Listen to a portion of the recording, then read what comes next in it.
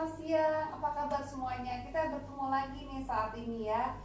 Tepatnya hari ini hari Rabu 22 Juli dan seperti yang sudah saya janjikan, saya di sini tidak sendirian ya. Jadi saya sudah mengundang seorang dokter ya. Langsung aja kita sapa yuk.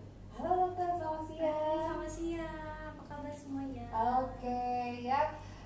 Nah hari ini buat keluarga Indonesia, khususnya buat keluarga Kaladin ya, yang masih di rumah masih masak ataupun masih habis aktivitas ya, ataupun habis biasanya selesai untuk membimbing anaknya sekolah ya. Betul. Nah boleh silakan info nih ya, ayo kita gabung, kita join ya untuk live IG di sini, karena apa, kita akan membahas nih sekarang untuk masalah demam berdarah, betul ya dok ya? Iya, sekarang lagi musimnya ya. Betul, musimnya sekarang nih demam berdarah karena hujan panas, panas, nah itu bisa menimbulkan yang namanya perkembangbiakan nyamuk ya dok. Nah ngomong-ngomong masalah demam berdarah dok ya, dari Kaladin kita kan punya produknya Kaladin Mosquito nih dok. Nah mungkin nih keluarga Indonesia ya, keluarga Kaladin nih pengen tahu sebetulnya apa sih penyebabnya terjadi demam berdarah itu, prosesnya seperti apa sih gitu dok? Boleh mungkin dijelaskan dok ya? Boleh. Jadi gini, demam berdarah kan disebabkan oleh gigitan nyamuk. Nyamuknya namanya Aedes aegypti Ya. yang dia membawa virus Oke. dengue namanya. Iya. Nah, jadi si nyamuk itu menggigit orang yang memiliki virus dengue-nya. Kemudian kalau dia menggigit orang yang berbeda, maka orang tersebut bisa terkena dengue. Nah, karena kita tahu ya yang namanya nyamuk demam berdarah atau nyamuk Aedes aegypti ini kan dia punya ciri-ciri tertentu nih. Ciri-cirinya di mana kalau misalkan keluarga Kaladin lihat, dia tubuhnya tuh belang-belang, jadi hitam putih, itu ciri khas dari nyamuknya. Kemudian hati-hati, dia senang sekali yang namanya hinggap di genangan air yang bersih terutama. Malah air yang bersih ya, Betul, dok, ya? kalau ciri khasnya. Iya. Nah, kemudian juga ciri khas lainnya adalah dia punya kebiasaan menggigitnya terutama di waktu pagi dan sore hari. Ingat ya keluarga Indonesia ya, keluarga Kaladin, pagi dan sore hari. Dok, sebelum kita lanjut, kita sapa dulu nih. Sepertinya udah banyak yang gabung nih ya dok ya. Sebentar nih, ada Cica 87 nih dok. Kebetulan kita juga nih ada Cika 87 ini mau bertanya, dok, apa perbedaan sakit panas anak yang kena DBD dan sakit panas biasa? Karena sekarang kan DBD gejalanya hampir mirip dengan panas biasa, bahkan tidak ada tanda bintik-bintik merah. Jadi dok, apa bedanya nih? Karena kan panas biasa dengan panas DBD itu hampir mirip. Ya. Oke, Mbak Cica 87, kita dengar penjelasan dokter ya. Oke, dokter, Saya coba jawab ya. Jadi memang betul gejala yang paling utama ada pada gejala demam berdarah itu adalah demam ya. Nah, cuman khasnya adalah pertama yang namanya demam akibat virus dengue ini, demamnya itu bisa tinggi sekali. Dia melonjak tinggi sekali, khasnya seperti itu. Nah, kalau misalkan disertai juga adanya sakit kepala hebat, nyeri-nyeri tulang, kemudian rasa tidak enak di perutnya sehingga dia bisa terjadi mual muntah. Nah, harus segera diwaspadai. Saat itu yang bisa dilakukan oleh keluarga Kaladin adalah memberikan contoh obat penurun panas, golongan paracetamol yang lebih aman. Kemudian jangan lupa kita jaga kebutuhan cairannya, kemudian membaik atau tidak, dan gejala-gejala yang timbul itu hilang atau tidak. Karena kalau benar dia demam berdarah, nanti dia setelah 2-7 hari biasanya seakan-akan demamnya turun, tapi keadaan orangnya makin jelek. Itu fase kritis. Tadi kan fase pertama fase demam. Fase kritis itu kenapa keadaannya makin jelek biasanya? Karena dia mulai ada kebocoran plasma akibat pengaruh virus dengue pada pembuluh darah. Nah, kalau kebocoran plasma, orangnya mulai mengalami yang namanya dehidrasi, sampai shock itu bisa terjadi. Jadi dia tambah lemas, meskipun dia tidak ada demam, justru dia tambah lemas. Dehidrasinya tambah berat, bisa dicek misalkan anaknya kencingnya makin berkurang, rasanya tuh haus terus tapi kencingnya kok sedikit gitu ya. Nah, itu tanda-tanda dehidrasi yang mulai terjadi. Bahkan kalau yang sudah sangat mengkhawatirkan apabila penurunan kesadaran mulai terjadi dan istilahnya tangan kaki dingin ya, sampai shock bisa terjadi. Nah, itu tanda gejala bahwa itu harus segera dibawa ke UGD ya. Nah, fase ketiga kalau berhasil melewati fase kritis itu keadaannya berangsur membaik biasanya. Jadi biasanya demam yang sering terjadi pada anak itu kan karena virus batuk pilek nih, kita bilang ISPA atau common cold. Nah, kalau pada demam berdarah itu nggak ada batuk pilek. Jadi panas ya, jadi lebih kepada demam, kemudian pada nyeri otot, mual muntah, sakit kepala gitu. Itu gejala awalnya. Dan demamnya itu benar-benar tinggi demamnya. Kalau kita lagi batuk pilek kan umumnya ngerasa nggak enak badan aja, tapi panasnya bukan panas yang tinggi sekali gitu, di atas 38-39 gitu. Bahkan kalau namanya demam berdarah itu bisa mencapai 40 derajat Celcius panasnya.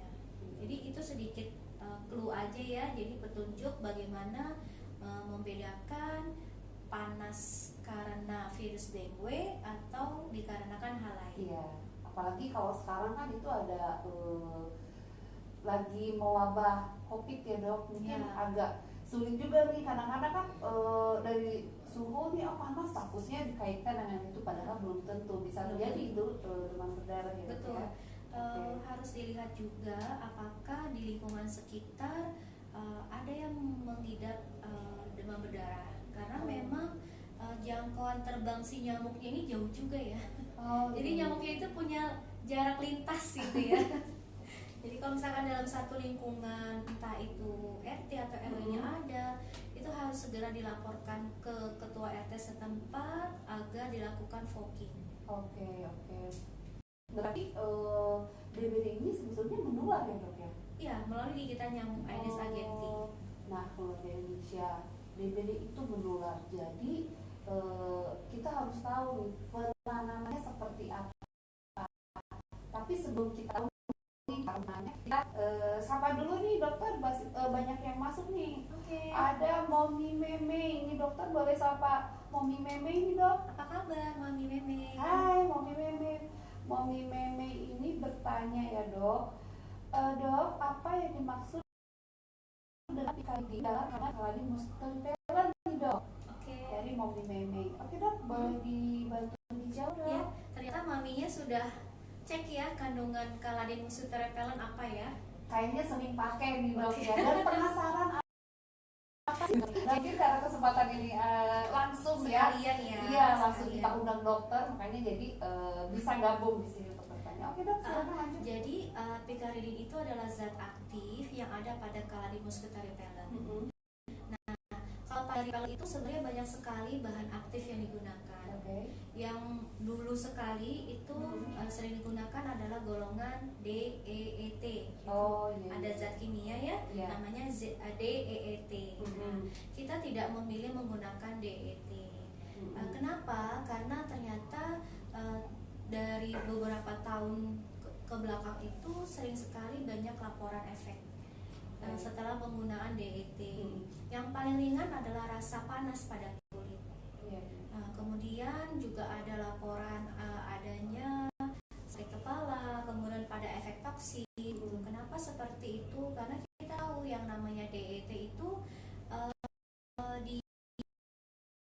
dia waktu paruhnya umumnya dibandingkan. Jadi kalau mendapatkan manfaat lebih dengan DET, dia harus mengoleskannya berulang kali. Padahal dengan dia berulang kali mengoleskan itu beresiko meningkatkan efek toksik yang ada.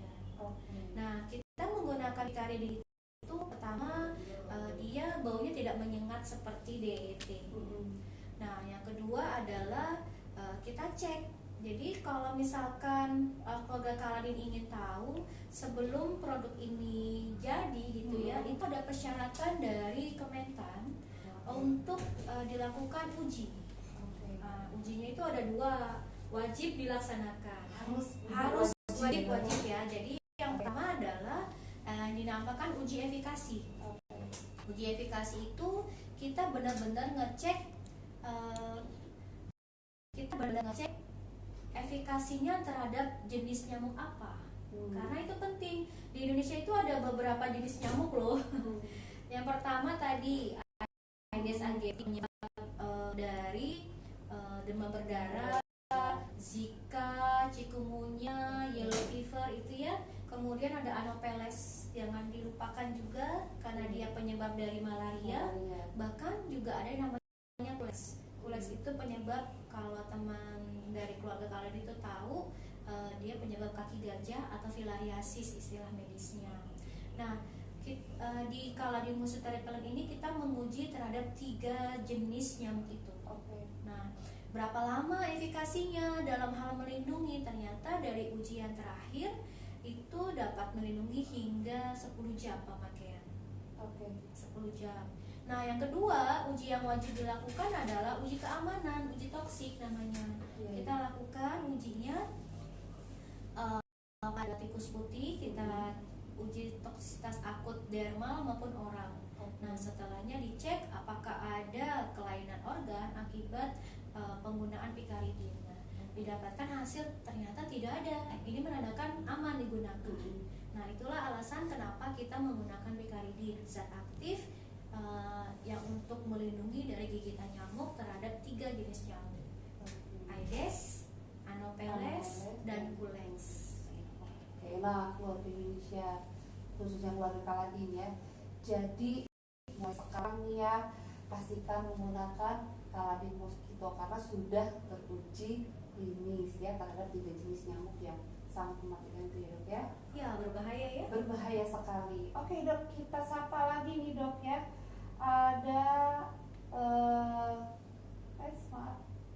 ada Melanie Rosaria. Boleh dong disapa dok? Hai Mela. Hai Melania. Kemudian ada pertanyaan lagi nih dok. Boleh. Dari Novilaria ya. Dok, seberapa efektifkah pakai Kaladin Mosquito Repellent untuk mencegah DBD? Nah, kalau menyimak tadi dijawab sama dokter ya. Sebenarnya udah jawab ya, tapi nggak apa-apa ya. Jawab lagi ya dok ya. Ya, mungkin ada keluarga Kaladin yang baru bergabung. Nah, sebagai informasi dapat saya sampaikan bahwa Kaladin Mosquito Repellent itu telah diuji efikasinya terhadap 3 jenis nyamuk, yaitu Aedes aegypti, Anopheles, dan Culex. Nah, Aedes aegypti kita tahu ya, selain dia menyebabkan atau sebagai tempat istilahnya media penularan dari virus dengue yang menyebabkan demam berdarah, juga Zika, chikungunya, yellow fever ya. Jadi ada beberapa jenis virus yang disebarkan melalui gigitan nyamuk dari Aedes aegypti. Nah, berapa lamanya dari uji terakhir yang dilakukan itu dapat melindungi 10 jam terakhir kita lakukan. 10 jam ya. 10 jam. Jadi always lagi dengan kandungan DET itu bisa mengiritasi ya dok ya. Iritasi, panas di kulit. Pastikan pakai Kaladin Mosquito Repellent ya, yang aman di kulit. Oke dok, kita lanjut lagi nih. Ada Egi_Novita ya. Kita sama dulu. Hai Mbak Egi. Mbak Egi bertanya, gak salah dong kalau dari dulu anakku selalu pakai produk Kaladin. Wah, jadi Mbak Egi ini setia banget dengan produk Kaladin ya. Terima kasih Mbak Egi ya. Oke, dok, kita lanjut lagi. Ini ada pertanyaan lagi nih. Dok, kulit saya sensitif, apakah bisa menggunakan Kaladin Mosquito? Oke, kalau memang kulitnya sensitif, tadi siapa yang bertanya, mohon maaf? Tadi yang bertanya itu Cica. DR_DRA. Oke, jadi yang dapat Cica lakukan adalah coba dulu ya sedikit ya. Di mana-mana yang kulitnya sensitif itu produk apapun, bukan hanya Caladin Mosquito Repellent, harus dicoba sedikit dulu. Ya, coba sedikit, bagaimana respon kulitnya itu harus dicek. Tapi sejauh ini memang dari kandungan picarin yang ada, Badan Federasi Kesehatan yang ada di luar negeri itu, salah satunya adalah Komite yang Penyakit Penularan, yaitu CDC, itu justru menyarankan saat terjadi wabah virus Zika, itu kan sangat rentan pada bayi dan ibu hamil. Nah, salah satu yang disarankan untuk digunakan adalah gunakanlah repellent yang mengandung picaridin. Nah, untuk masalah keamanan seperti itu. Tapi beda halnya dengan kulit sensitif.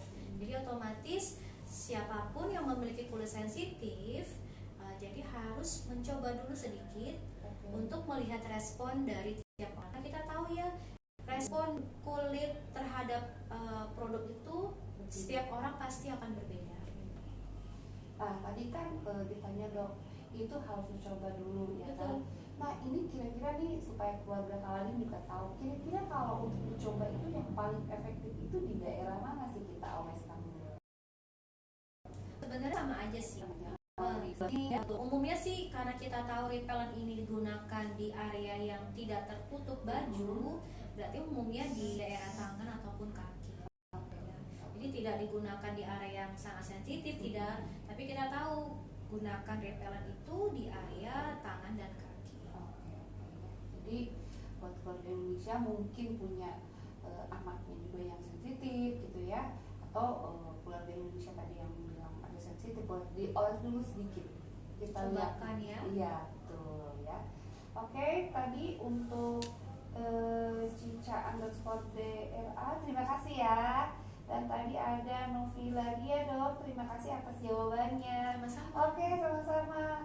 Kemudian ada Devian dan juga ada Mas Heri nih. Halo, selamat bergabung ya.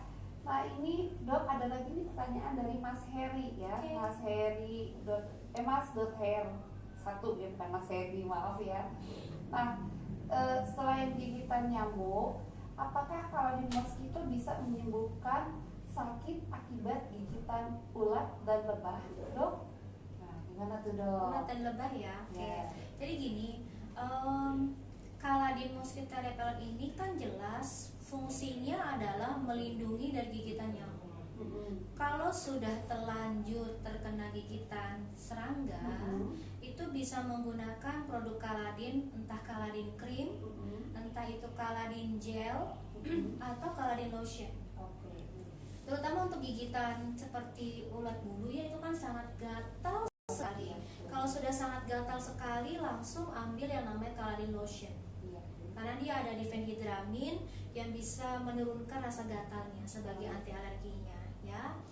Kemudian yang kedua, berbeda sekali dengan gigitan akibat sengatan lebah ya. Iya, tadi lebah. Kalau sengatan lebah itu yang harus dipikirkan adalah ada tidak reaksi alergi terhadap sengatan lebah tersebut. Nah, saat baru pertama kali terkena sengatan lebah, yang namanya jarum yang di belakangnya lebah itu benar-benar harus dikeluarkan.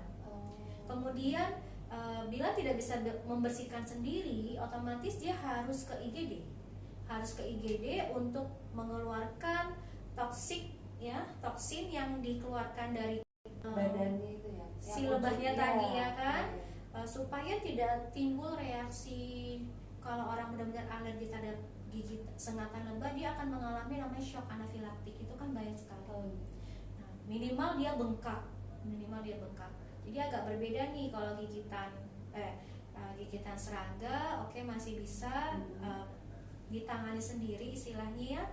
Atau misalkan kena ulat bulu, bisa dicuci bersih dengan sabun untuk menghilangkan bulu-bulu ulatnya itu yang masih menempel ya. Kemudian yang kedua, kalau saya biasa sarankan gunakan Caladin lotion. Itu untuk ulat bulu. Kalau misalkan sengatan lebah, sebisa mungkin segera dibawa ke IGD. Yang kita khawatirkan adalah reaksi toksinnya. Respon tubuhnya seperti apa kita tidak tahu. Buat ganti imun tubuhnya ya. Kalau misalkan ternyata tidak apa-apa, dokter sudah memastikan untuk selanjutnya bisa menggunakan Caladin lotion tadi. Oke. Tapi ingat, kalau Caladin mosquito repellent ini dia digunakan untuk melindungi dari gigitan nyamuk. Oke ya. Nah, tadi Mas.hair 1 ya.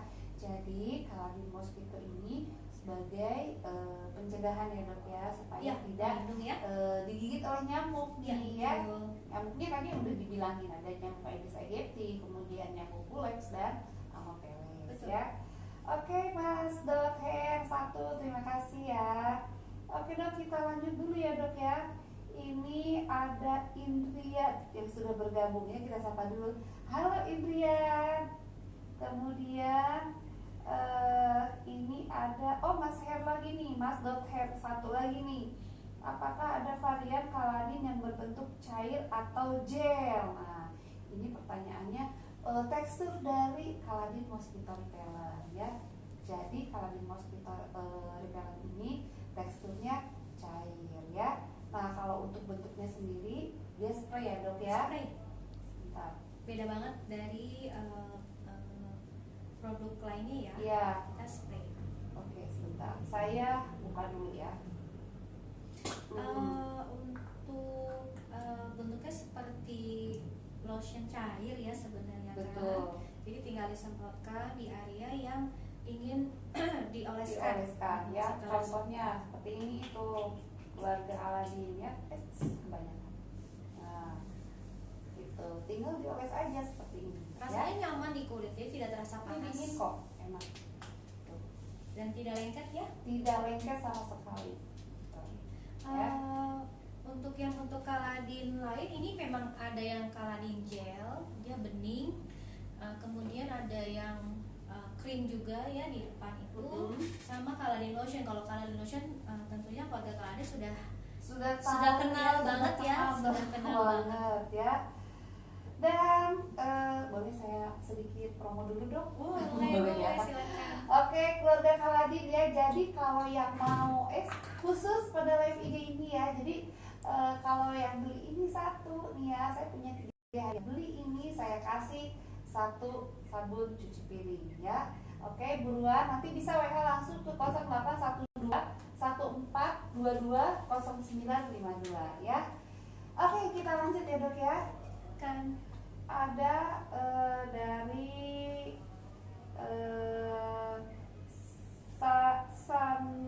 Sanda underscore Maja ya. Dok, jika anak terkena demam berdarah, hal pertama apa yang harus dilakukan? Nah, tadi sudah bergabung dari awal ya. Tapi dok, apa ya tipsnya tentunya kan bunda seringkali bingung ya, nggak kan anaknya panas kenapa sih gitu, padahal penyebab panas itu kan pasti banyak sekali. Nah, yang pertama harus dilakukan adalah kalau dia demam bisa dikasih penurun panas. Nah, paling aman itu golongan paracetamol. Mau usia berapapun, kita tidak tahu penyebab demamnya apa, berikan saja paracetamol. Itu sesuai dengan anak-anak, tentu sesuai dengan berat badan. Berat badan. Ya, itu dihitungnya dosisnya sesuai dengan berat badan. Nah, itu hitungnya seperti apa dok? Kalau sesuai dengan berat badan. Kalau boleh tahu ya. Biar keluarga kalian tahu nih dok gitu. Jadi misalkan berat badan anaknya 10 kilo nih. Nah, carilah sediaan paracetamol, entah itu sirup. Yang misalkan dalam tiap 5 mili itu dia mengandung minimal 100 mg paracetamol. Kira-kira seperti itu. Jadi dia sekali minum adalah 5 mili. Nah, nanti berapa kali diberikan itu boleh diberikan sampai 4 kali sehari. Karena rentang waktu, jadi waktu parunya sekitar 6 sampai 8 jam. Jadi setiap 6 jam bisa diberikan kalau masih panas. Itu untuk penurun panasnya. Yang kedua yang bunda bisa lakukan adalah mengompres badannya. Kalau saya lebih senang mengajarkan pasien saya untuk mengompresnya itu cukup menggunakan wasla dengan air biasa. Itu dapat dikompres di area dahi, kemudian area ketiak juga bisa. Nah, ya, jadi menurut saya lebih baik mengompres dengan cara seperti itu. Yang ketiga, pastikan anak tidak dehidrasi. Seringkali gini, yang namanya demam itu jangan salah, dia juga bisa menyebabkan dehidrasi pada anak. Lihat apakah anaknya pipisnya berkurang atau tidak. Kemudian apakah dia lidahnya kering. Jadi kalau orang mulai dehidrasi itu lidahnya akan kering. Yang ketiga adalah apakah anaknya mulai dikit-dikit merasa haus, dikit-dikit merasa haus. Itu sudah mulai masuk ke tahap dehidrasi ringan ke sedang malah. Kalau semakin dok, anak saya itu tidak pipis dari pagi, dia bawa ke dokternya malam, itu udah lebih berat lagi keadaan dehidrasinya. Jadi pertama, pakai penurun panas yang aman tentunya sesuai dengan berat badannya. Yang kedua, Bunda bisa memeluk itu juga istilahnya menenangkan sekaligus bisa menurunkan panasnya secara skin to skin contact ya dengan anak. Apalagi kalau misalkan masih bayi, atau dia dilakukan kompres tadi ya dengan waslap ya. Kemudian yang ketiga, jaga kebutuhan cairannya, jangan sampai dia demam. Nah, memang yang namanya anak sakit kan dia memang kesannya lebih rewel, tapi dengan dia rewel kita tahu dia apa yang dirasakan. Betul. Ya. Suatu saat justru kalau dia malah kok kelihatannya kayak mau ngantuk terus dok, itu justru mamahnya harus segera ke IGD. Kenapa? Berarti dia sudah mulai penurunan kesadaran. Beda ya kalau penurunan kesadaran itu dia seperti ini tapi bukan orang tidur ya, beda lain lagi. Tapi penurunan kesadaran dia yang seperti bingung, kemudian ngigau, nah itu hati-hati. Nah itu harus jadi alarm ya gitu. Harus dicek panasnya turun atau tidak dengan obat yang diberikan, jangan-jangan dosisnya kurang. Iya. Nah, sekali lagi tadi khususnya Bunda Egi ya. Oke. Nah, ini ada pertanyaan lagi dok. Ya. Halo dok, saya mau tanya nih, aman nggak sih pakai mosquito repellent dipakai setiap hari? Dan apakah kalori mosquito itu bisa dipakai untuk bayi? Terima kasih ya pertanyaan. Aman atau tidak? Karena memang setiap produk itu kita harus uji keamanan. Dan kalori mosquito ini sudah diuji keamanan. Jadi bisa digunakan setiap hari. Ya, itu satu. Yang kedua, boleh atau tidak digunakan pada bayi misalkan di bawah 1 tahun. Nah,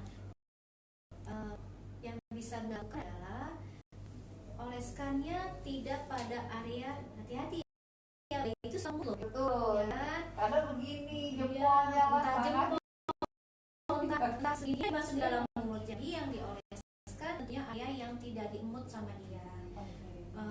Meskipun dalam uji pada hewan itu dia tidak melakukan kelainan, tapi kan kita tetap yang namanya produk untuk kulit bukan untuk dimakan. Prinsip kita harus seperti itu. Jadi dioleskannya tipis saja, karena kita tahu yang namanya kulit bayi itu kan lebih lembut, lebih halus ya. Jadi oleskan sedikit, tipis, kemudian tidak pada area yang kemungkinan diemut masuk ke dalam mulutnya dia. Betul sekali. Dicoba saja. Tadi, oh ya, ini buat Sunday underscore Naya. Terima kasih ya pertanyaannya. Dok, ini kita sudah gabung lagi. Mom to Kids. Hai, halo, kita sapa Mom to Kids. Nah, kemudian nih ada lagi nih dok dari Novilaria. Dokter, selamat pagi. Halo. Kalau nyamuk sudah menggigit satu orang, apakah nyamuk langsung mati atau bisa menggigit orang lain? Cara penularannya seperti apa dok? Terima kasih dok. Ya, jadi selama nyamuk itu belum kenyang, dia akan terus menggigit orang. Jadi kalau dia sudah kenyang, dia beristirahat, dan harapan diketahui bahwa yang menggigit kita itu adalah nyamuk betina. Iya. Kalau nyamuk betinanya sudah kenyang gitu ya, dan dia bisa bertelur gitu ya. Nah, itu yang harus diwaspadai. Jadi tips untuk mencegah penularan terhadap nyamuk, kalau saya ini menerapkan bukan hanya pada demam berdarah ya, tapi pada semuanya ada 4M plus ya. Oke. Jangan lupa sekarang bukan 3M lagi tapi 4M. Tambah nih ya, kalau dulu 4M itu plus. 3M plus, kalau Iya. sekarang 4. Ya, jadi kalau 4M itu yang pertama adalah menguras. M yang pertama itu adalah menguras, yang kemudian M kedua adalah menutup, M yang ketiga adalah mengubur, M yang keempat adalah memantau. Ya, jadi 4M itu dilakukan minimal seminggu sekali. Seminggu sekali. Nah, plusnya apa? Plusnya itu pertama, hindari kebiasaan suka menggantung baju. Nah, nyamuk itu, terutama nyamuk Aedes itu, dia senang sekali di area-area yang bersih, gitu ya. Jadi dia berhinggapnya di sana. Kemudian kalau misalkan memang punya kolam, harap kolamnya itu diisi dengan ikan, karena ikan itu yang akan memakan ya. Kemudian yang ketiga, menghindari gigitan nyamuk. Yang paling efektif adalah menggunakan repellent. Ya, menggunakan repellent. Yang keempat, kalau memang ada tempat-tempat yang mau tidak mau dijadikan tempat penampungan air, itu harus diberikan bubuk agar. Jadi prinsipnya keempat hal itu, keempat plus itu yang harus dilakukan untuk keluarga Kaladin dalam menghindari masalah penyakit akibat gigitan nyamuk. Oke. Nah, berarti kalau yang ngegigit nyamuk itu bukan nyamuk cowok berarti ya, Dok, Nyamuk ya? betina. Itu adalah nyamuk betina, dia untuk membuahi telurnya sebetulnya ya, Dok, Iya, ya? bertelur setelahnya gitu Iya, kan. gitu. Oh, yang serem lagi nih, ada data yang menyebutkan bahwa satu nyamuk betina itu dalam sebulan dia bisa bertelurnya 400 sampai 600 butir. Wow. Iya. Betapa Banyaknya ya gitu ya. 400 butir, bayangkan. Iya. Dan dia jarak terbangnya jauh. Sekitar 400 meteran gitu ya, sampai 500 meter. Jadi kenapa sih yang kena misalkan tetangga kita yang di sana gitu ya, di RT mana gitu, tapi kok kenapa di foggingnya semua? Karena tadi dia setelah menggigit di area sana, dia bisa terbang jauh menggigit orang lain di RT sebelah misalkan. Oke, karena kebutuhan darah yang dirisaki itu yang belum cukup mungkin. Iya, belum kenyang. Oke, nah jadi keluarga Kaladin mulai dari sekarang harus berbenah nih, harus beberes, jangan sampai ada genangan air sedikit pun. Biasanya tuh kan dari dispenser tuh suka ada genangan air. Iya, itu suka terlupakan loh itu. Iya, mulai dicek nih setelah ini, cek ke dapur ya. Bukan hanya itu, di genangan di ember atau mungkin depan rumah ya. Misalkan ada bekas hujan tuh kemarin ya, itu juga wajib dicek ya. Segera bersihkan. Ya, dan suka juga ya kadang-kadang mungkin di area kita tuh suka ada lahan kosong. Nah itu juga harap diperhatikan ya. Karena lahan kosong itu kan mungkin orang suka buang barang sembarangan. Entah itu berupa kaleng, entah itu berupa ban bekas, apapun yang bisa menjadi tempat penampungan air dan air itu bersih ya kan, karena dia bukan air got kan. Itu tempat sarang dari nyamuk Aedes aegypti. Kecil tapi sangat mematikan ya, dan harus selalu waspada sebelum terjadi. Oke, kita cek lagi nih ya, siapa yang sudah bergabung, karena banyak banget nih yang bergabung nih. Ada Neng Irmayanti nih, halo Neng Irmayanti. Kemudian ada Moms Moms Gegana, wah, Moms Gegana. Halo Moms Gegana, seperti bom Gegana. Oke, kemudian ini ada lagi nih Dok dari Mas.Head1 nih, sepertinya masih penasaran ya. Dok, saya mau tanya ini, apakah Kaladin mosquito bisa membunuh atau mematikan nyamuknya nih Dok? Pertanyaan dari Mas.Head. Yang kita tuju untuk repellent tentunya si nyamuk tidak suka. Jadi memang jenisnya berbeda.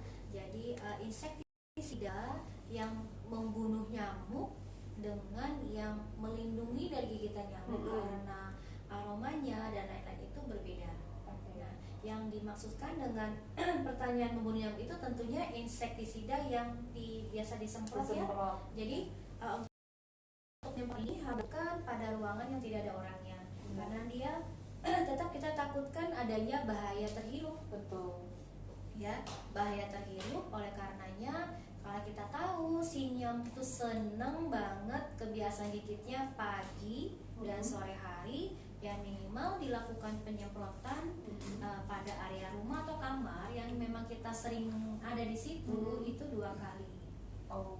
Tetap seperti itu. Nah, kalau tidak memungkinkan untuk terus-menerus dilakukan penyemprotan, mau tidak mau berarti menggunakan repellent. Ya, jadi 2 kali sehari, pagi dan sore hari ya.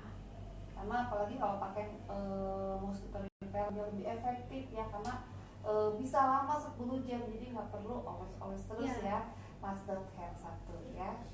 Oke, terima kasih Mas Dr. Ratu ya atas pertanyaannya. Kita lanjutkan ini dok, ada pertanyaan dari Indriat.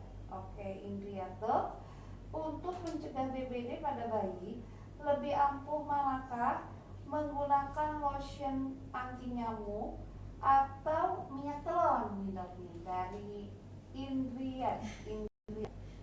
Jadi begini, kita itu jarang sekali, bahkan tidak ya, untuk merekomendasikan penggunaan minyak telon pada bayi. Karena kita tahu sebenarnya bayi itu tidak butuh kehangatan seperti itu. Seringkali persepsi orang tua memberikan minyak telon itu adalah supaya anaknya jadi hangat. Padahal kita coba aja, yang lebih panas kan minyak kayu putih, itu efeknya hanya sebentar kok. Ya, yang lebih tidak enak adalah kalau memang kulit anaknya sensitif, si minyak telon justru menjadi sumber dari iritasi pada kulitnya ya. Jadi harus bunda-bunda nih terutama harus selektif ya memilih produk untuk kulit bayinya. Ya, pertama pastikan produknya aman untuk kulit bayinya. Yang kedua, kita para dokter itu memang tidak merekomendasikan untuk penggunaan minyak telon atau minyak-minyak apa ya yang sifatnya panas gitu ya. Dan lengket biasanya ya dok ya. Iya, bervariasi memang tergantung mereknya ya. Nah, untuk membuat hangat bayi tentunya cukup pakaikan baju. Misalkan dia pakai kaos dalam gitu ya, bahannya nyaman untuk kulit, tidak usah yang tebal-tebal juga. Jadi bahannya katun atau bahan kaos itu yang boleh digunakan ya untuk membuat hangat si bayinya. Nah, jadi kalau saya lebih memilih menggunakan repellent, tentunya yang repellent yang aman, kemudian yang tidak membuat panas di kulit, apalagi kulit bayi. Minyak telon aja yang hangatnya sebentar, kita tidak berani untuk menyarankan, karena memang kulit bayi itu harus ekstra hati-hati ya pemilihan produknya gitu. Nah, tadi untuk siapa, Indriat? Oke, sudah cukup menjawab ya. Terima kasih atas pertanyaannya. Dan kita lanjut lagi nih dong nih. Halo, dari Mervi Hadianto nih yang sudah gabung nih. Mervi Hadianto, halo ya. Kemudian ada Sadenaja apa Sadenaja. Kaladin powder yang lebih disarankan untuk anak-anak yang sering berkeringat yang mana ya dok? Untuk anak-anak yang sering berkeringat dok. Iya, oke. Memang Kaladin itu banyak banget produknya ya. Dan ini sudah heritage. Jadi biasanya orang tua kita lagi itu sudah kenal dengan produk Kaladin ini. Nah, kalau misalkan anaknya usianya di bawah 3 tahun, tentunya kalau saya lebih menyarankan produk yang Kaladin Baby. Karena itu bahannya lebih lembut, ada alpha bisagololnya, ada vitamin B3-nya, memang lembut untuk kulit bayinya. Nah, dan dia ada sediaan powder maupun liquid powdernya. Jadi kalau misalkan untuk bayi-bayi kecil bisa menggunakan liquid powdernya. Tapi kalau untuk anak yang sudah agak besar, udah berapa bulan, itu boleh misalkan selang-seling nih dengan Caladin baby powdernya, seperti itu. Nah, kalau untuk anak yang sudah agak besar, nanti boleh nih menggunakan varian-varian yang ada pada Caladin powdernya. Mau yang wanginya seperti bunga, mau yang wanginya khas banget Caladin, atau yang lebih lembut gitu ya. Nah, ini variannya dia beda parfum, beda selera gitu ya. Jadi tapi manfaatnya tetap sama, dengan ada kandungan Caladin, ada zinc oxide-nya. Itu memang digunakan untuk melindungi dari biang keringat. Atau misalkan ada biang keringat pun dia bisa membantu mengurangi gatalnya juga, karena ada zinc oxide dan Caladin tadi. Nah, tips saya untuk keluarga Caladin, sekarang kan banyak banget nih lagi berjemur ya. Banyak banget. Kebiasaan baru nih, kebiasaan new normal. Kita harus sering berjemur, mendapatkan sinar matahari untuk meningkatkan daya tahan tubuh kita. Nah, seringkali yang dilupakan adalah saat berjemur itu kulit kan kita berkeringat. Sedangkan mungkin kita pakai bajunya yang agak tebal atau panjang, karena memang tidak menyerap keringat mungkin ya dok ya. Dan sekarang kan memang dianjurkan pakai baju panjang-panjang ya kalau kita lagi di luar. Oleh karena itu resiko terjadinya biang keringat itu bisa terjadi. Belum lagi kita yang aktivitas olahraganya pun di luar ruangan. Nah, itu lebih lagi beresiko. Jadi tipsnya adalah setiap kali selesai berkeringat, setelah suhu tubuhnya turun, itu bisa mandi. Atau misalkan pada anak-anak saking seringnya dia main, itu bisa diwaslap ya. Diwaslap, kan kita ganti bajunya, kita bersihkan badannya entah dengan mandi atau diwaslap. Setelah kering kita taburkan Caladin powder ini ya. Tujuannya apa sih? Karena partikel bedak-nya itu dia dapat menyerap si keringat berlebihnya. Karena memang biang keringat itu kan terjadi akibat penyumbatan saluran kelenjar keringatnya. Kalau dia tersumbat, jadi deh biang keringat.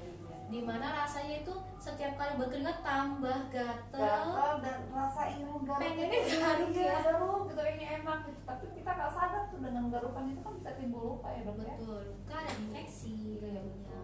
Jadi untuk anak yang lebih kecil saya menyarankan produknya dari Caladin baby-nya. Untuk anak yang di atas 3 tahun itu bisa menggunakan Caladin powder family-nya ya. Jadi kalau Caladin baby powder ini untuk bayi ya. Dan untuk yang Caladin powder anak-anak dewasa ya. Komplit ya? Komplit sekali, lengkap sekali. Jadi keluarga Caladin sudah pakai Caladin powdernya belum? Oh, udah pakai, pinter banget ya. Oh ya, saya belum cerita nih. Mau cerita apa hari ini dok? Kalau orang dewasa sekarang punya khusus bedak dewasa dari Caladin. Ya, namanya Caladin powder adult ya. Sesuai dengan kategorinya ya. Caladin powder adult, buat dewasa. Buat dewasa. Oke. Nah, ngomong-ngomong nih dok, ini kan rangkaian produk Caladin ya, ada Caladin baby, ada Caladin untuk anak-anak dan dewasa juga nih dok, untuk family ya dok ya. Hari ini saya mau informasikan nih, mau kasih hadiah menarik ya dok. Jadi buat keluarga Caladin ya, khususnya yang berbelanja senilai 150.000 aja, saya akan kasih kartu flash ya. Ayo, karena ini hanya untuk 3 orang saja ya. Jadi yang belanja khusus live hari ini senilai 150.000, saya akan kasih kartu flash ya. Oke, bingung belanjanya kemana ya? Jadi WA saja ke 081214220952 ya. Oke dok, kita lanjut lagi nih dok ya. Lanjut. Nah ini ada, sudah banyak bergabung nih, ada Tony. Hai Tony, selamat bergabung ya di keluarga Caladin. Kemudian ada Bernadette Dwi Mulyati. Hai, halo Bernadette, selamat bergabung juga. Nah kemudian ini ada pertanyaan juga nih dok dari Ayu ya. Dok, bener nggak sih Caladin mosquito bisa dijadikan lotion? lotion untuk Mungkin mungkin ya ini dijadikan body lotion mungkin ya dok ya. Jadi produk Kaladin harap menggunakan produk sesuai dengan manfaat yang ingin didapatkan gitu ya. Nah jadi kalau jelas dia produknya adalah repellent, gunakan dia memang fungsinya sebagai repellent, yaitu melindungi dari gigitan nyamuk. Iya. Nah tentunya lotion itu persepsi secara umum adalah misalkan manfaat yang diinginkan adalah melembabkan kulit. Nanti nggak dapat manfaatnya karena memang beda produk, beda tujuannya, beda manfaatnya, ya betul. Jadi kalau memang repellent tujuannya untuk melindungi dari gigitan nyamuk. Kalau misalkan lotion pelembab ya harus dicari produk lotion yang dapat melembabkan. Ya. Tadi untuk Ayu ya, terima kasih jawabannya. Jadi sudah jelas ya kalau Kaladin mosquito repellent itu tidak dijadikan sebagai body lotion ya, tetapi untuk pencegah gigit nyamuk ya, walaupun namanya ada lotion beda ya. Oke dok, ini tadi ngomong-ngomong masalah lotion dengan Kaladin lotion ya dok. Nah ketika misalkan ada penggunaan body lotion nih, mana dulu nih? Body lotion dulu kah atau pakai mosquito lotion dulu nih? Ketika misalkan harus mau pakai body lotion tapi pakai ini juga gitu, misalkan saya nih mau ke kantor, misalkan di bawah kantor tuh banyak nyamuk gitu, untuk pencegahannya nih sebaiknya mana dulu yang diutamakan? Tentunya yang paling luar adalah yang tujuan utamanya gitu ya. Jadi yang dioleskan terakhir adalah yang diinginkan manfaatnya. Kalau memang biasanya kan kita kalau beda ya cara pakainya. Body lotion yang tujuannya untuk melembabkan kulit contohnya itu paling disarankan digunakan setelah mandi. Karena kan kulit yang lembab itu akan sangat baik menyerap nutrisi dari lotion yang diberikan. Itu satu prinsipnya. Sedangkan yang namanya Kaladin mosquito repellent karena tujuan dia melindungi gigitan nyamuk, tentunya kita pakai saat memang kita berada di tempat dan waktu yang memang kemungkinan digigit nyamuknya besar gitu. Ya, jadi cara pakainya seperti itu bedanya. Oke, terima kasih dok ya. Ada lagi nih pertanyaan dok dari Virena Damulan ya. Apakah Kaladin mosquito digunakan untuk anak di bawah 5 tahun dan apakah cocok digunakan untuk si kecil yang kulitnya suka biang keringat atau ruam atau sensitif? Nah itu seperti apa nih dok? Jadi anak kecil di bawah 5 tahun dan anak kecil yang memang kulitnya sering biang keringat dan ruam. Oke. Nah, secara prinsip dasar penggunaan repellent untuk anak di bawah 6 tahun itu harus pengawasan orang tua dengan ketat. Ya, maksudnya gini. Tadi salah satu ada kebiasaan anak adalah mengemut. Betul. Nah, kalau memang dia suka mengemutnya sampai punggung tangan, tentunya kita tidak mengoleskan repellentnya sampai punggung tangan. Atau kita oleskan saat dia sudah tidur. Itu misalkan cara-cara mengoleskannya. Boleh atau tidak? Jelas bahwa repellent dengan picaridin ini memang aman. Seperti yang sudah diceritakan di awal kita mulai ya, bahkan CDC itu dia menganjurkan komponen dengan picaridin ini boleh digunakan pada bayi. Ya, tapi tetap prinsip kita adalah mengutamakan keamanan. Jadi untuk anak di bawah 6 tahun tetap penggunaan repellent apapun harus pengawasan ketat orang tua.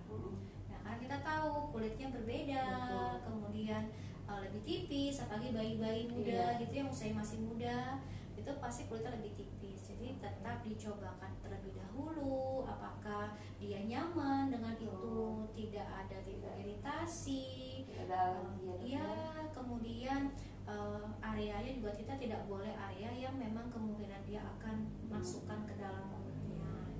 Nah, kemudian pertanyaan kedua tadi tentang biang keringat. Iya, tentang biang keringat. Jadi aman nggak sih kalau misalkan kalau mosquito ini pakai untuk anak yang memang sering biang keringat dan ruam? Oke, nah jadi gini, umumnya lokasi area tubuh yang mengalami biang keringat maupun ruam itu adalah lokasi yang berbeda dengan gigitan nyamuk. Kalau gigitan nyamuk kita tahu dia seringkali hinggapnya di area tangan dan kaki yang tidak tertutup. Ini justru berkebalikan dengan masalah akibat biang keringat. Umumnya biang keringat itu terjadi pada area tertutup atau ruam pun seringkali terjadi pada area tertutup. Ya, misalkan ruam popok jelas hal itu terjadi pada area yang memang memakai popok gitu ya. Kemudian kalau biang keringat umumnya di daerah dada ataupun punggung ataupun area lipatan yang jelas-jelas dia lebih lembab, tertutup gitu ya. Jadi memang umumnya beda. Jadi kalau misalkan ditanya boleh tidak digunakan pada anak yang memang punya ruam atau punya biang keringat, nah pastikan areanya beda atau tidak nih. Satu. Yang kedua, kalau memang dia sedang kemerahan, kita harus obati dulu kemerahannya. Misalkan, jangan sampai ketimpah ya gitu. Memang pasti apapun bentuknya, kalau pada area kulit yang sedang mengalami iritasi atau kemerahan, diolesin apapun kan nggak nyaman. Jadi memang fokusnya adalah mengobati masalah kulitnya dulu. Setelah dia membaik kembali seperti normal, baru menggunakan apapun setelahnya aman. Salah satunya repellent. Iya, karena kan kalau pakai mosquito repellent kan mungkin nggak sampai sebadan-badan ya. Pada umumnya kan tangan sama kaki yang paling sering dihinggapi nyamuk. Betul, dihinggapi nyamuk kan. Kalau badan biasanya suka pakai baju sih, kurang lebih seperti itu. Betul. Dan ruam biasanya yang tadi dokter bilang ya, biasanya muncul memang kebanyakan kan daerah punggung mungkin ya dok ya.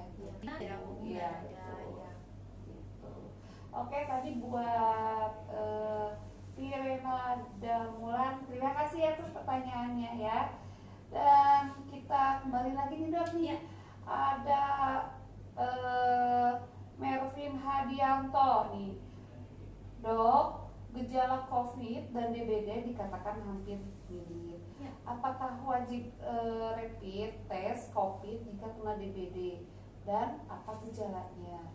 Oke dok, ini dari Mervin Hadianto. Yang lagi hits yang sekarang ya. Tren banget nih, bahkan bukan di Indonesia aja, tapi seluruh dunia nih sempat yang namanya panik sama yang namanya COVID atau virus corona ya dok ya. Oke. Jadi gini, samanya adalah demam. Nah, kemudian harap diingat kalau COVID itu kan dia menular banyaknya melalui saluran pernapasan kita ataupun mata atau hidung gitu ya, contohnya ataupun mulut. Nah, berarti gejala yang kemungkinan sangat besar bisa terjadi adalah entah dia batuk, entah dia pilek atau dia sesak. Nah, berbeda dengan demam berdarah. Kalau demam berdarah itu selain dia demamnya tinggi, langsung melonjak gitu ya, panas sekali, umumnya adalah dia merasakan nyeri pada ototnya, kemudian sakit kepala gitu ya, dan mual muntah. Nah, data lain yang harus dicek adalah apakah ada orang sekitar nih yang kena COVID atau tidak. Daerah sekitar orang sekitar kita yang kena DBD atau tidak. Karena ya, memang harus di cross check itu, bukan hanya gejala pada satu orang, tapi dilihat apakah ada potensi misalkan pada COVID itu orang tersebut berpergian, kemudian tidak melakukan protokol kesehatan, entah dia memakai masker, sering cuci tangan dengan sabun dengan benar ya caranya, kemudian juga mendesinfeksi area rumahnya dan sebagainya. Nah, itu kan harus cross check. Karena terus terang saya prihatin sekali, semakin kesini ini banyak sekali orang yang semakin melupakan protokol kesehatan di masa transisi ini. Banyak banget yang sudah nggak yang tanya. Sesi ini pun saya meminta jarak, dan salah satu kita harus memakai pelindung ya. Kenapa seperti itu? Karena saya tahu potensinya masih ada, dan meskipun kita tidak bergejala tetap harus melakukan protokol kesehatan. Saya tidak memakai masker dikarenakan kalau saya pakai masker suara saya makin tidak terdengar sama keluarga di kita, tapi saya tetap meminta syarat dulu kita jangan terlalu dekat ya, kemudian harus salah satu memakai face shield sebagai minimal pelindung yang ada. Nah, beda dengan demam berdarah. Demam berdarah itu tentunya lihat apakah area sekitar kita, tempat penampungan air kita ada jentik nyamuk, kemudian kita punya kebiasaan menggantung baju, kemudian juga Alas membersihkan. ya yang 4M plus tadi tidak dilaksanakan, tentunya itu lebih beresiko. Padahal bahaya mengintai kematiannya itu hebat sekali. Yang terjadi saat ini di tengah-tengah pandemi COVID, ternyata terjadi KLB demam berdarah juga ya. Tinggi banget ya dok ya, bahkan mencapai sekitar 71.000 kayak 71.000, hampir mendekati Angka angka kematian COVID ya. akibat COVID-nya Iya, itu. betul. Jadi memang keluarga Kaladin harus selalu waspada ya. Iya. Yang pertama itu rajin membersihkan ya dok ya. 4M plus tadi 4M plus, jangan lupa. minimal seminggu sekali. Iya. Pasti, karena kan sekarang juga masih ada yang WFH, ada yang apa namanya, Sudah beraktivitas lagi iya, ya. sudah beraktivitas, mungkin bisa sambil mencari aktivitas di rumah gitu dok ya. Betul. Oke, dari tadi Mervin Hadianto, terima kasih ya atas pertanyaannya, semoga menjawab. Oke, kemudian sudah gabung lagi nih, ada Viveranada. Halo Viveranada. Kemudian ada Natasha Hadrin. Halo Natasha Hadrin. Kemudian ada Momi Meme. Saya mau tanya lagi, ada pertanyaan lagi nih dok Iya, ya. oke. Bagaimana jika anak setelah menggunakan minyak telon dan lotion baru ditimpa lagi dengan Kaladin Mosquito Repellent, apakah penggunaannya masih efektif? Nah, pakai body lotion ditimpa lagi, nah itu apakah efektif atau tidak? Nah, kemudian dari Kaladin lotion mungkin ditimpah lagi pakai body lotion, jadi 3 kali timpaan. Oke. Kalau saran saya nih Mami Meni ya, jadi prioritaskan apa yang dibutuhkan oleh anaknya. Betul. Kalau saya ya, karena kita tahu kulit anak itu berbeda dengan kulit dewasa. Nah, jangan terlalu bertimpa-timpa sesuatu ya pada kulitnya harus dia bisa bernafas dan sebagainya. Jadi misalkan kalau saya pribadi saya tidak telur itu memang tidak menjadi prioritas kalau menurut saya, apalagi anaknya sudah semakin besar ya. Kemudian lotion itu tadi tips saya adalah gunakan dia setelah habis mandi. Tentunya dalam waktu sekitar setengah jam dia sudah menyerap. Harusnya yang baik itu dia bahkan berapa menit kita oleskan dia sudah menyerap dengan baik untuk lotionnya, itu harus seperti itu. Nah, kapan sih kita mengoleskan repellent? Nah, kita tahu nih, kita ingat lagi si nyamuk Aedes ini senangnya gigitnya pagi dan sore. Misalkan menggunakan Kaladin Mosquito Repellent, dia efek melindungi gigitan nyamuk kan selama 10 jam. Nah, mulai dioleskannya jam 8 misalkan gitu. Berarti kan dia sampai jam 6 sore. Nanti setelah selesai terus dia anaknya mau tidur, baru dioleskan kembali yang kedua ya kan. Nah, jadi melindunginya pas tuh waktunya. Nah, ya tipsnya seperti itu ya. Jadi telon kalau saya pribadi itu tidak wajib, bahkan tidak menjadi prioritas untuk digunakan pada anak. Yang kedua, lotion itu dioleskannya setelah mandi, itu paling baik. Nah, pasti kan nanti sudah semuanya dan kulit anaknya juga tidak merasa tertumpuk-tumpuk ya. Betul sekali. Ya, nanti baru deh kita tahu si anak mulai dia suka main, dan jam-jam gigitan nyamuk itu kan sekitar jam 9 Pagi ya. pada pagi hari itu sekitar jam 9. Kalau sore hari sekitar jam 3, jam 4 dia sudah mulai tuh gerilya nyari mangsa. Ayo mana nih? Oke, jadi misalkan dioleskan jam 8 dia masih bisa melindungi sampai jam 6 sore. Nanti pas mau tidur dioleskan lagi. Oke. Nah, Momi Meme tadi jawaban dari dokter ya. Gak terasa nih ya udah sejam lewat loh dok ya. Jadi keluarga Kaladin ya, sekali lagi saya mengucapkan terima kasih. Tapi jangan lupa ya, pembelian